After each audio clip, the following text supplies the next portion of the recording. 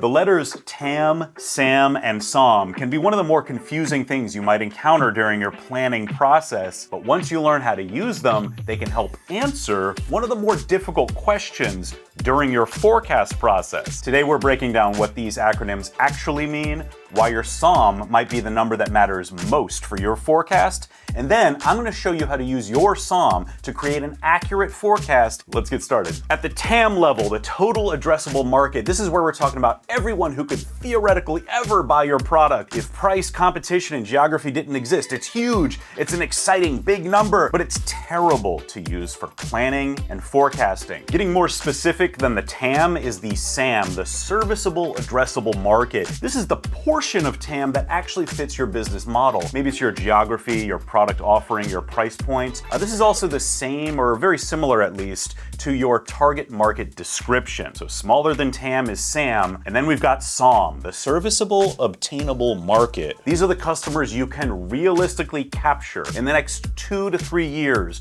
with your current resources, with your current outreach, with your current budget. And this is the number that's most important to your forecast. Okay, so why does this exercise matter? Why take the time to calculate these numbers? First, focus. You don't have the budget to market to a huge TAM number, but you can afford to reach your SOM. This tells you exactly where to spend your money and what wording you might use in your marketing material.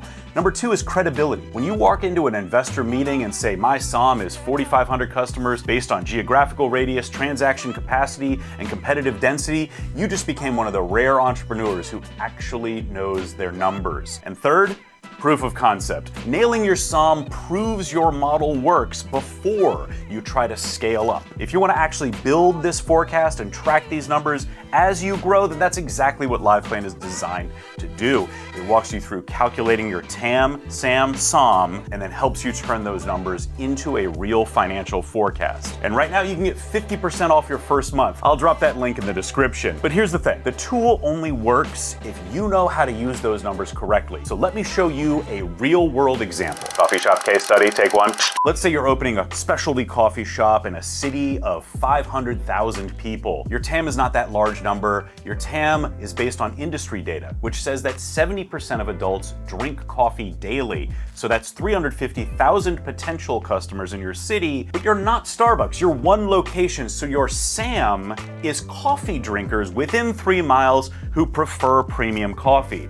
Now your market research shows that that's about 25,000 people. Sadly, you won't be able to sell to 100% of your SAM, that larger number. So your SOM is the percentage of the SAM you'll actually complete sales with in the real world. If you have no idea where to start, you could even look for a similar size competitor who matches your vision, your success, your market, and then you've got a good starting point. Most importantly, your SOM should feel like a comfortable forecast for you and your business goals. It should align with your financial forecast. Or if you haven't created a financial forecast yet, your SOM can inform the number of sales that you will put into that financial forecast. And that's a great place to get started. Now here's where capacity comes in. Let's say you've got 2 baristas, 20 seats, 3 competitors nearby. You can realistically handle 150 customers per day. So let's do the math. 150 customers per day times 30 days is 4,500 customers per month.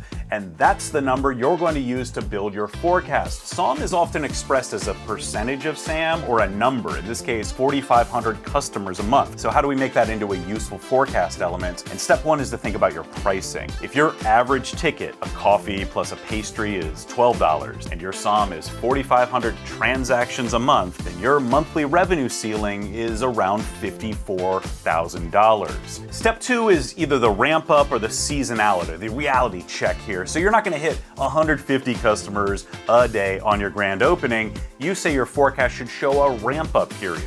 Maybe you start at 30% capacity in month 1 and aim to hit that 100% SOM target by month 8. And step 3 is expansion. Once you hit 100% of your SOM, your next big step in the forecast is opening maybe a second location. Maybe you add a drive-through, maybe you add more products to your product line and expand that SOM over time.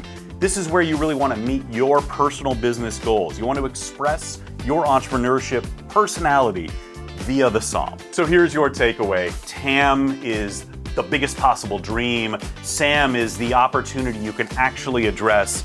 and SOM is what you're truly building your business on. So every investor, every lender, every strategic partner is going to ask, how big is your market and how much of it can you actually capture? Now you have an answer, backed by real data. Thanks for watching. Like, comment, and subscribe, and we'll see you next time.